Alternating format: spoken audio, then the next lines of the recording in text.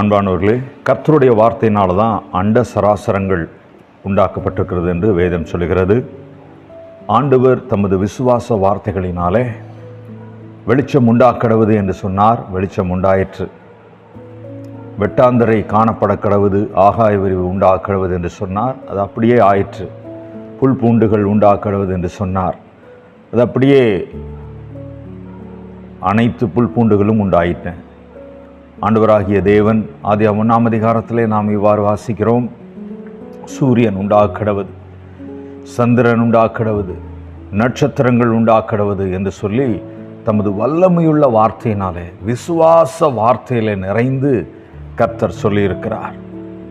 எல்லாவற்றையும், அண்ட சராசரங்களையும் ஆண்டவர் தமது விசுவாச வார்த்தையினாலே உண்டாக்கியிருக்கிறார் என்று சொல்லி நாம் பார்க்கிறோம். இவ்வாறு உண்டாக்கப்பட்ட வானமும் பூமியும் அனைத்தும் வேதம் சொல்லுகிறது. 2 பேதுரு 3ஆம் அதிகாரம் 7வது வசனத்திலே வார்த்தையினாலே அக்கினிக்கு இரையாக வைக்கப்பட்டிருக்கிறது. எப்படி வார்த்தையினாலே உருவாக்கப்பட்ட இந்த வானமும் பூமியும் அதே வார்த்தையினாலே அக்கினிக்கு இரையாக வைக்கப்பட்டிருக்கிறது என்று சொல்லி நாம் பார்க்கிறோம். அன்பானவர்களே, ஆண்டவருடைய வார்த்தை ஜீவனும் வல்லமையுள்ள வார்த்தை. அவருடைய வார்த்தையினால உண்டாக்கப்பட்ட சூரியன் இன்றைக்கு வரைக்கும் ஒளி கொடுத்து கொண்டிருக்கிறது. சந்திரன் இன்றைக்கு வரைக்கும் ஒளி கொடுத்து கொண்டிருக்கிறது. நட்சத்திரங்கள் இன்றைக்கு வரைக்கும் வானத்திலே மின்னிக் கொண்டிருக்கின்றன. அன்பானவர்களே, வேதத்தில் இவ்வாறு நாம் வாசிக்கிறோம். யோவான் எழுதின சுவிசேஷம் 1ஆம் அதிகாரம் 1வது வசனத்திலே, ஆதியிலே வார்த்தை இருந்தது, அந்த வார்த்தை தேவனிடத்தில் இருந்தது, அந்த வார்த்தை தேவனாயிருந்தது.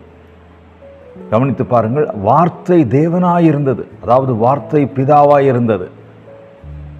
அது மாத்திரம் இல்லை, நம்ம வாசிக்கிறோம் யோவான் 1ஆம் அதிகாரத்தில் நாம் வாசிக்கிறோம், அந்த வார்த்தை மாம்சமாகி கிருபையினாலும் சத்தியத்தினாலும் நிறைந்தவராய் நமக்குள்ளே வாசம் பண்ணினார். அதாவது வார்த்தை இயேசுவாய் இருந்தது என்று சொல்லி நாம் அந்த யோவானிலே வாசிக்கிறோம். யோவான் 6ஆம் அதிகாரம் 63வது வசனத்திலே, நான் உங்களுக்கு சொல்லுகிற வசனங்கள் ஆவியாகவும் ஜீவனாகவும் இருக்கிறது. அப்போ இதிலிருந்து நாம் என்ன தெரிந்து கொள்கிறோம் என்றால், வார்த்தை பிதாவாய் இருக்கிறது, வார்த்தை இயேசுவாய் இருக்கிறது, ஆண்டவருடைய வார்த்தை பரிசுத்த ஆவியானவராய் இருக்கிறது. இப்போ வார்த்தை எவ்வளோ முக்கியம் என்று பாருங்கள். 138வது சங்கீதத்தில் நாம் வாசிக்கிறோம், ஆண்டவர் சகல பிரஸ்தாபத்தை பார்க்கலும் தன்னுடைய வார்த்தையை ஆண்டவர் மகிமைப்படுத்தி இருக்கிறார். எல்லாவற்றையும் அவர் படைத்த சூரியன், சந்திரன், நட்சத்திரங்கள், மலைகள், மேகங்கள் எல்லாவற்றையும் பார்க்கிலும் அவர் தமது வார்த்தையை மகிமைப்படுத்தி இருக்கிறார், மேன்மைப்படுத்தி இருக்கிறார்.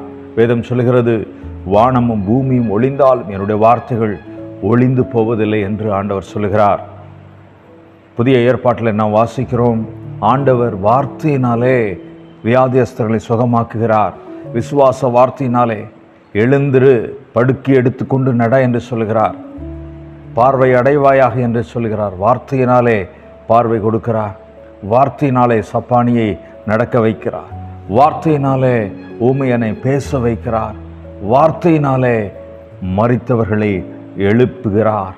எவ்வளோ பெரிய பாக்கியம்! ஆண்டவருடைய வார்த்தை ஜீவனும் வல்லமையுள்ளது, இருபுறமும் கருக்குள்ள எந்த பட்டயத்திலும் கருக்கானதாயும் ஆவி ஆத்துமா சரீரத்தை உயிர்ப்பிக்கிறதுமாய் இருக்கிறது. அப்போ கர்த்தருடைய வார்த்தை நம்முடைய கரங்களில் கொடுக்கப்பட்டிருக்கிறது. அந்த வார்த்தையை நாம் வாசிப்போம், அந்த வார்த்தையை நாம் தியானிப்போம், அந்த வார்த்தையை நாம் அறிக்கை செய்வோம். வேதம் சொல்லுகிறது, யோசுவா 1ஆம் அதிகாரம் 8வது வசனத்தில், இந்த நியாயப்பிரமாண புஸ்தகம் உன் வாயை விட்டு பிரியாதிருப்பதாக. சங்கீதம் 1ஆம் அதிகாரத்தில் 1வது வசனத்திலிருந்து வாசிக்கும்போது, இரவும் பகலும் அவருடைய வார்த்தையின் மேல் பிரியமாயிருக்கிற மனுஷன், தியானமாயிருக்கிற மனுஷன் பாக்கியவான். அவன் நீர்க்கால்களின் ஓரமாய் நடப்பட்டு தன் காலத்தில் தன் கனியை தந்து இலையுதிராதிருக்கிற மரத்தை போல் இருப்பான். அவன் செய்வதெல்லாம் வாய்க்கும் என்று சொல்லி வேதம் சொல்லுகிறது. ஆகவே கர்த்தருடைய வார்த்தை முக்கியமானது. கர்த்தருடைய வார்த்தையின்படி நடக்கிற உத்தம மார்க்கத்தார் பாக்கியவான்கள். கர்த்தருடைய வார்த்தையை நேசியுங்கள், வாசியுங்கள், அறிக்கையிடுங்கள், தியானம் பண்ணுங்கள். கர்த்தருடைய வார்த்தை நம்மை ஆசீர்வதித்து, கர்த்தர் வார்த்தையின் மூலமாக நம்மை ஆசீர்வதிப்பார், பலப்படுத்துவார். ஆமென்.